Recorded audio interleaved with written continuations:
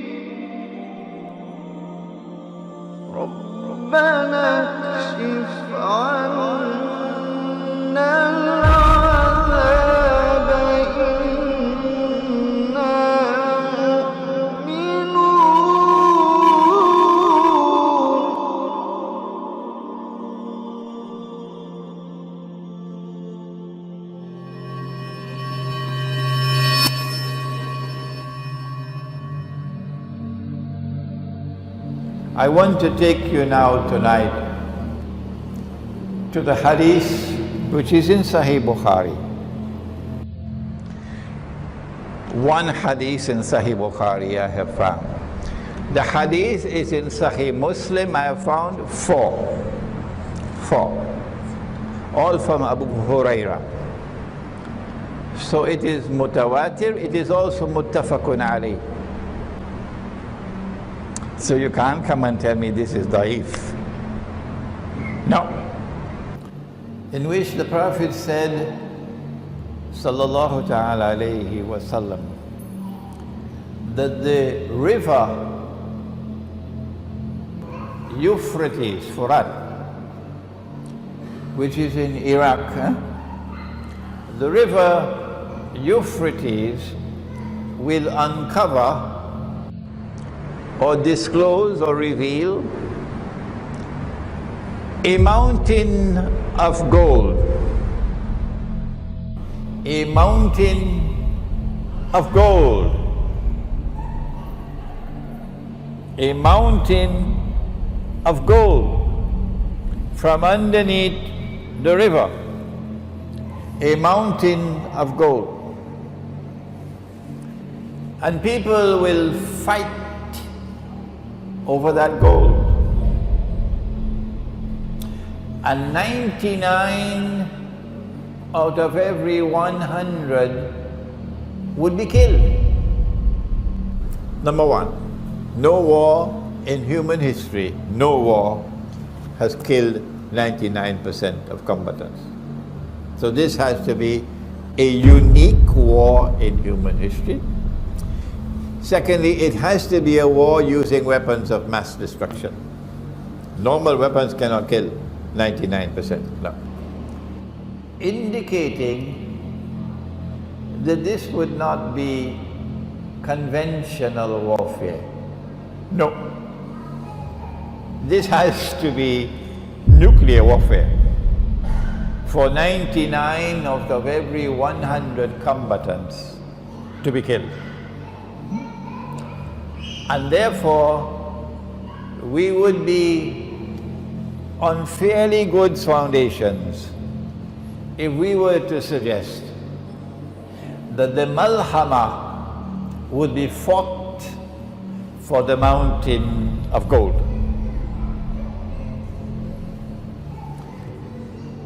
Those who will fight for the mountain of gold will all be saying, I will be the one who will survive.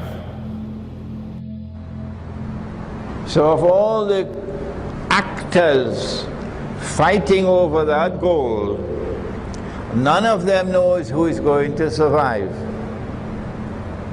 It's a guessing game. Can a mountain of the metal come out from underneath a river? So that a mountain of gold will come out from underneath the river.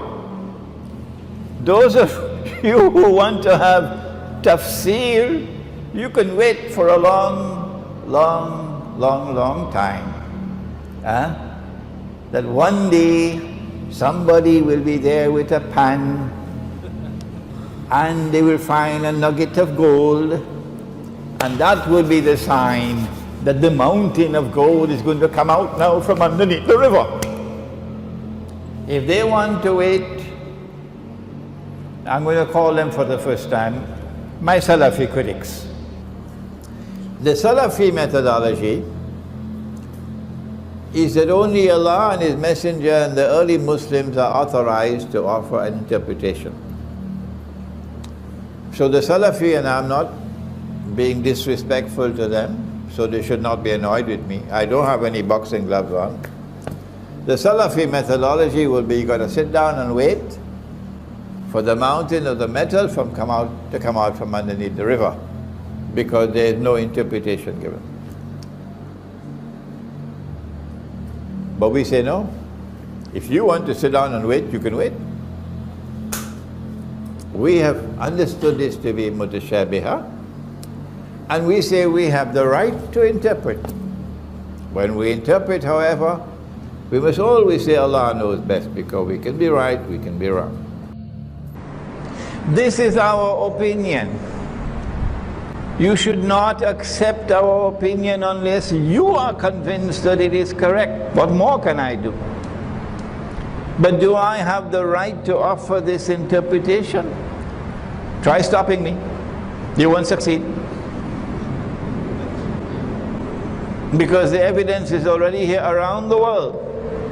Around the world, those who've been listening are accepting this opinion and not yours.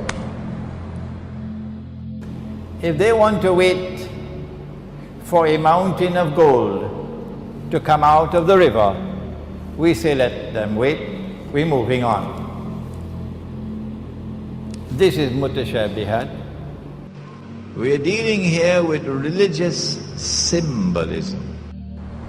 And so we want to say tonight that we are not waiting for a mountain of the metal to come out from underneath the river and go up high into the sky. No. We recognize this to be religious symbolism. But not everything is religious symbolism, no.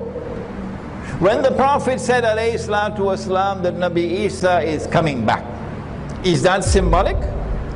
What nonsense. No. That's actual, that's real.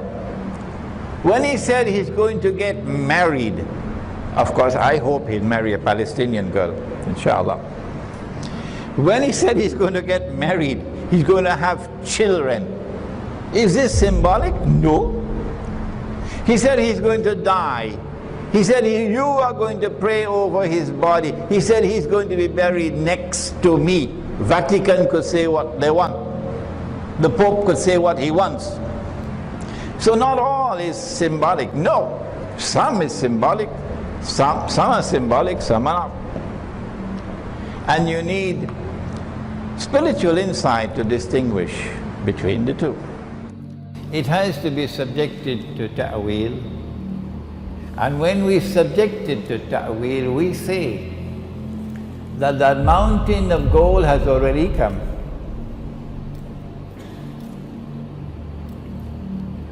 And the fight for that mountain of gold is about to take place. And that's the malama.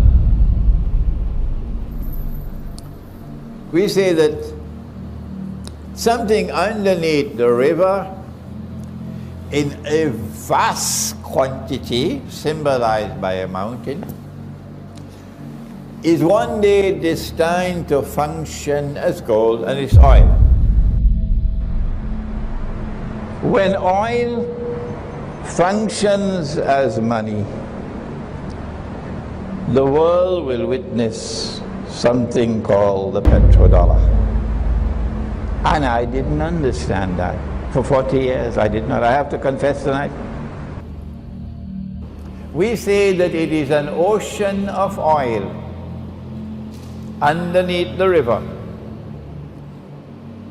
which one day is destined to function as gold.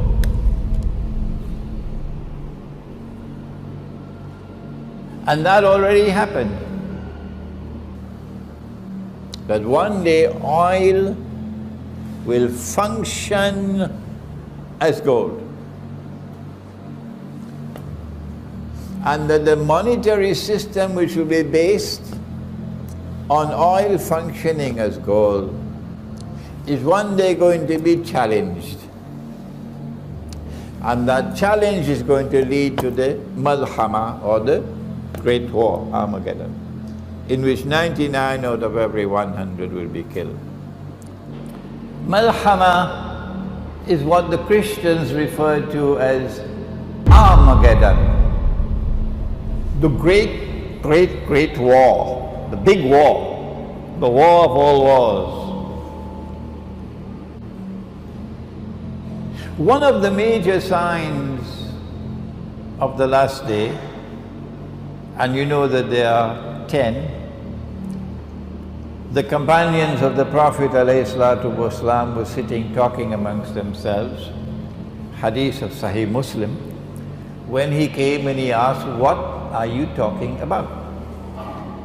And they said, "We are talking about alamatu sa'a, the signs of the last day, of the end time."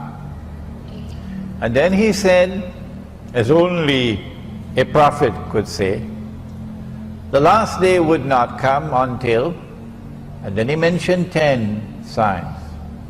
These have come to be known as the major signs. Number 4, dukhan, smoke. And the Quran says that one day it's going to be plainly visible in the sky. فارتقب يوم تأتي السماء بدخان مبين يغشى الناس هذا عذاب أليم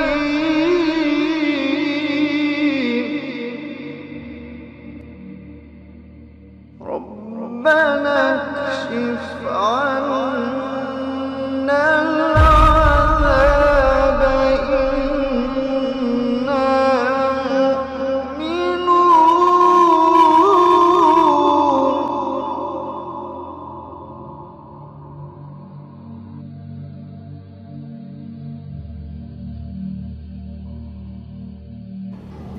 So of these 10, I want to turn to the smoke. A nuclear war would be one in which nuclear powers will use every single nuclear weapon that they possibly can use, because it's going to be a fight to the finish. And so the world can now expect that if a nuclear war were to take place, excuse me, too late now to say if, rather it should be when the nuclear war takes place, when the nuclear war takes place, because they've already declared war on Russia. If you're living in France and Britain and in Western Europe, and if you don't know that your leaders have declared war on Russia, and the nuclear war is now inevitable, and when that nuclear war takes place, that thousands of nuclear weapons will explode. If you don't know that, then you are living in dreamland. And if you hope to survive in Western Europe, you're also living in dreamland. That's the price you pay for having Zionist rulers ruling over you. That's the price. I hope you're listening to me, Europe. I hope you're listening to me in Europe. And I hope you're listening to me in the United States and Canada. That is the price that you will pay for having those ruling over you who are ruling on behalf of the Zionists, who are Zionists, because they have declared war on Russia. And the nuclear war is now inevitable. When it does take place, then I want to suggest to you tonight that the mushroom clouds which come from nuclear explosions, which will probably blot out sunlight, so that there will be no sunlight in the world. For how long, I don't know. The Christians speak of 3 days and 3 nights of no sunlight, but there's a hadith which speaks of 40. This is not my field. I want to suggest to you tonight, for you to think about it, that when the Prophet ﷺ spoke about smoke, dukhan, as one of the signs of the last day, that he was referring to the mushroom clouds which will come from nuclear war, the malhama. But the Prophet said that the Muslims who are present at that time should not touch the gold. Should not touch the gold. So if we obey the Prophet ﷺ, the implication would be Muslims would not be involved in fighting, in the malhama. The malhama will involve others who are not Muslims, or those Muslims who disobey the Prophet ﷺ. They will be part of the malhama. So maybe that's good news for Malaysia and Indonesia. That you would not be a part of the malhama. If you study the world of money, I have this book, The Gold Dinar and Silver Dirham, Islam and the Future of Money. We also have it in Bahasa. It will tell you something about how this money that we now use came into being. Where did this paper come from as money?